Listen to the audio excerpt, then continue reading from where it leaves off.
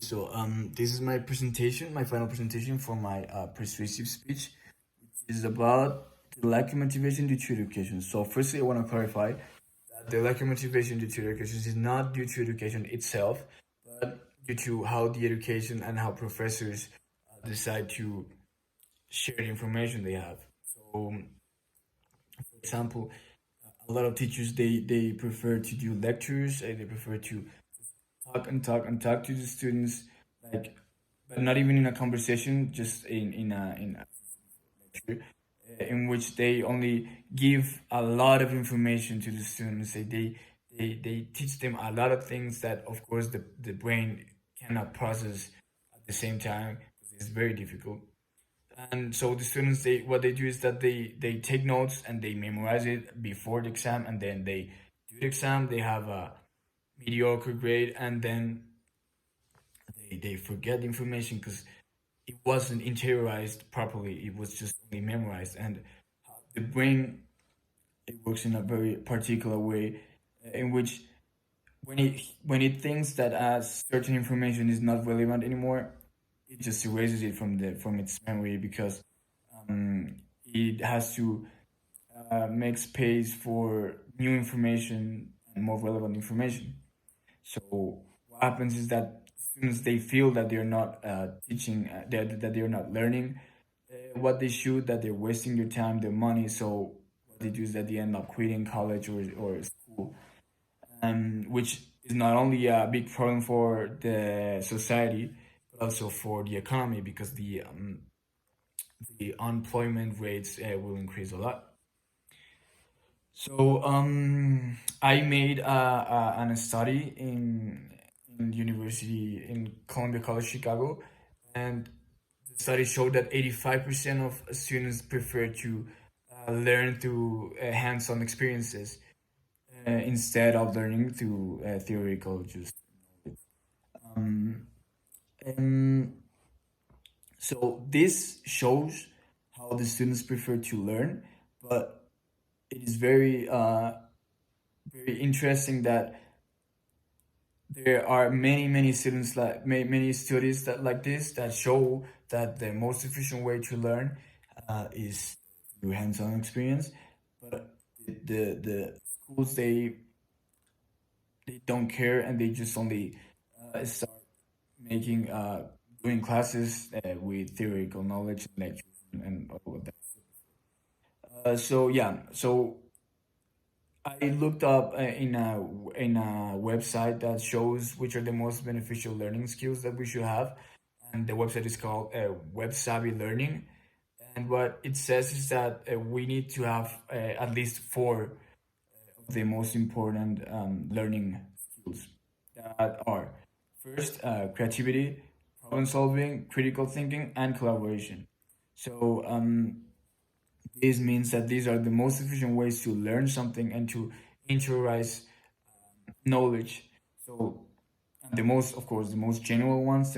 What I mean with general ones is that the most people need these skills to learn. So, these all these skills, they are part of a big one that is called the kinetic process. And the kinetic process is the one that uses skills like muscular memory, or cell memory, that are very important to understand, to really understand a task or a subject. What happens is that by only learning through theory, students only enhance, and they develop the skills that are hearing skills and um, memory skills. So this is not enough for what job requires, of for what real life requires.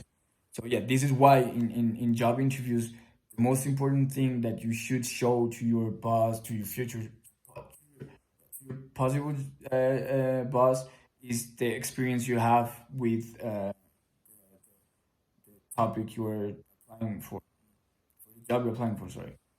Um, so why this is because through the experience is how students learn the most.